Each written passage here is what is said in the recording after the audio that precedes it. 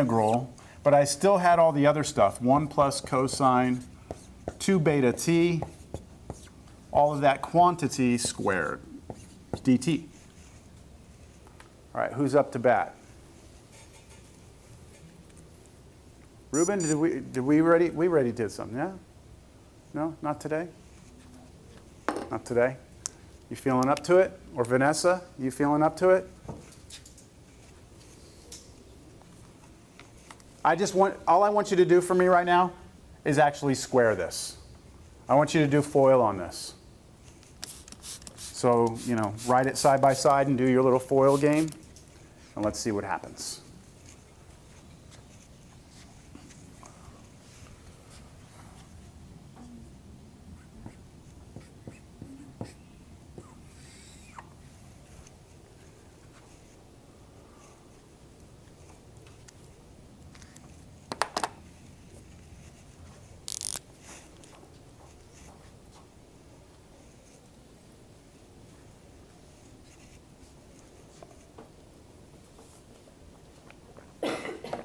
I have 15 minutes. What are you getting anywhere?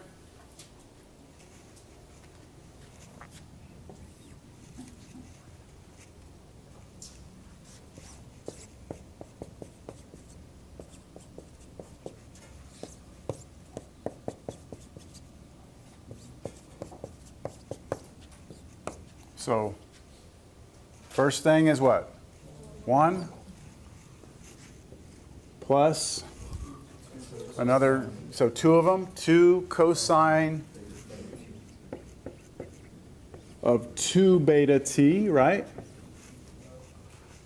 Plus cosine squared of 2 beta t, right? dt. And we had a 1/4 in front of all that.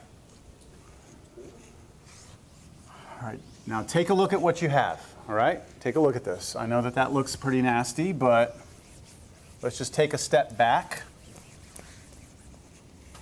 How many terms are there in this integral? 3, and since there's 3 terms, we could look at them separately. Can you tell me what the antiderivative of 1 is? T. What's the antiderivative of just a cosine function? It's going to be a sine function. I'm going to have to take care of some of the constants there, right? This one? Not so much, right? But guess what? It's cosine to the 2nd power. That's even. I can do that. Again. You see what I'm saying? And that's what you have to do. So let me just go a little bit further. For integral 1 dt plus 8 integral cosine 2 beta t dt plus 1/4 integral cosine squared 2 beta t dt. So I've split this into 3 integrals. I've taken my 1/4 through to each one. Oh wait, why did that become an 8? I have no idea why I put that as an 8. That should be a what? 1/2? Sorry. 1/4 times 1. Why did I do that? What the hell? I'm having like brain spasms up here or something. What? I am pretty eager to leave.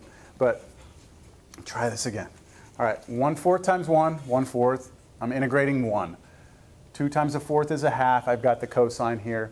This times 1/4, at least I got that one right. And then cosine squared 2 beta t. Let's go ahead and find these antiderivatives. We just said that this one would be 1/4 t, right? Okay, now Ruben or Vanessa, I'll give you another shot at this.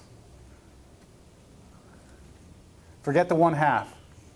Antiderivative of cosine 2 beta t.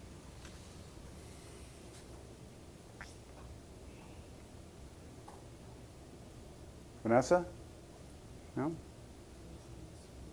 No? Okay. Anyone at that table? Kelly? Is it negative sign? You're taking the antiderivative. Sine? Okay, sine of 2 beta t. But what about the number that's in front of the variable here? Don't you have to scale by that? So 1 over, okay, look, so here's a 1/2. I've got to scale this by, everyone now? 1 over 2 beta. Beta is a constant. 1 over 2 beta sine 2 beta t. That's the antiderivative. Agree? And then over here, plus 1/4 integral. I can't integrate this yet, right? I can't integrate that yet. But I can use the power reducing formula again. And this will become 1/2, then in parentheses, 1 plus, right? 1 plus cosine of 4 beta t, because you're actually doubling what's in there. So this becomes cosine 4 beta t, and then dt. Understand? Now, how many terms do we have here? 2 terms. Can you integrate each one of these? Yes, antiderivative here, antiderivative here. So one more line and I should have the answer. Well, maybe what I should do is, to help you out here before I write it, let me pull the 1/2 out, 1/8 integral, and what's left here is 1 plus cosine 4 beta t dt. So I just pulled the 1/2 out. So here's going to be my last line, and I'm going to actually integrate that, and I'll be done. So equals 1/4 t plus 1 over 4 beta sine 2 beta t plus, okay, right here, antiderivative of 1 is t, so 1/8 t.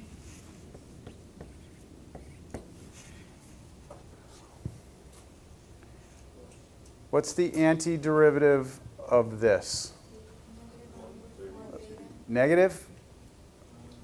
Careful. It's going to be sine of this, right? But what do I scale by in front? 1 over 4 beta. But what was in front of the whole thing? 1/8. So 1 over 8 times 1 over 4 beta is 1 over 32 beta plus 1 over 32 beta sine 4 beta t plus c. We're pretty much there. Here's one more thing we could do. I have 1/4 t and 1/8 t, and I could turn that into what? 3/8 t. I could put them together. Other than that, I'm done. So if the problem had been presented to you in the very beginning as a cosine squared, we only had to use that power reducing formula one time, right? But the original problem was cosine to the 4th. So how many times did we have to do power reducing? Twice. What if it was cosine to the 6th? You would have to do it 3 times. And I've seen people do that before. I've actually seen instructors give like cosine to the 6th on a test. And it's just like, exactly why. So let's have a little heart-to-heart here, all right? Because I do have a couple more minutes.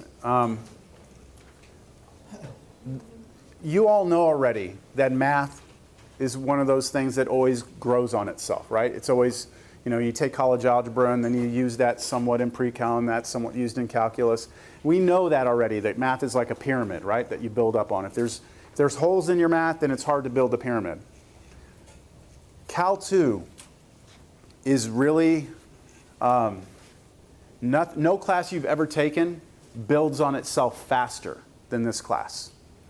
So like when I'm going around the room and I'm asking you to, and I'm not calling anyone out here, but I have a concern Okay, Ruben, Vanessa, I have a concern. I don't want to call you up, but I have a concern because this right here has to be mastered by the next time we meet. And that was from last class. That has to be mastered. You have to be able to integrate this. The next time we meet, that's the expectation. That's what I mean by it builds on itself so fast. Everything we just did right here, okay, this problem right here, cosine to the fourth, will be what we try and get to next class. We're going to have an integral we can't do, and we're going to get it to cosine to the fourth and be like, yes. Because once we get it to cosine to the fourth, we can do this. That's going to happen not a week from now, not 2 weeks from now, next time we meet. Understand?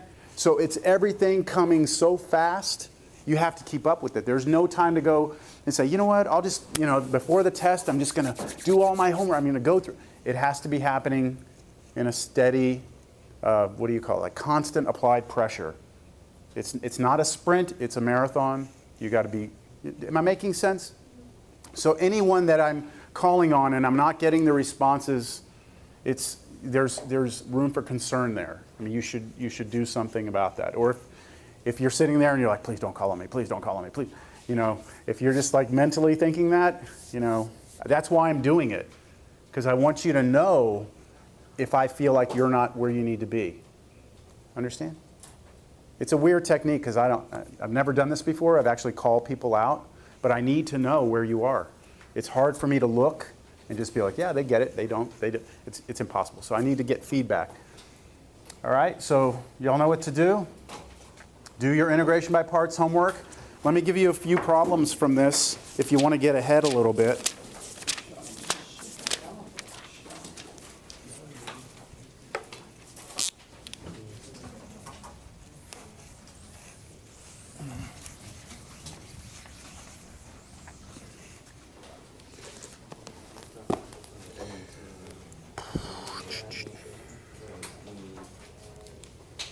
Why don't you look at page 326, and let's just look at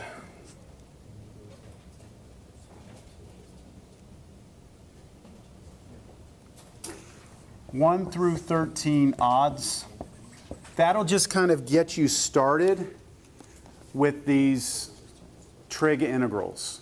What we still have not touched yet, which we will have to touch next class, is what if you have tangents and secants mixed up, right? Or just secants by themselves, or just tangents, or just cosecants. And so we have to use, remember the Pythagorean identity, there were 3 of them. Sine squared x plus cosine squared x equals 1, but there was another one. It was like 1 plus tangent squared x equals secant squared x, and then there was another one. There's 3, so we can actually do that same sort of thing with other trig functions. So we'll do that, but that'll get you at least started with the sines and cosines. Everyone have a great weekend. I'll see you on Tuesday. If anyone wants to talk to me,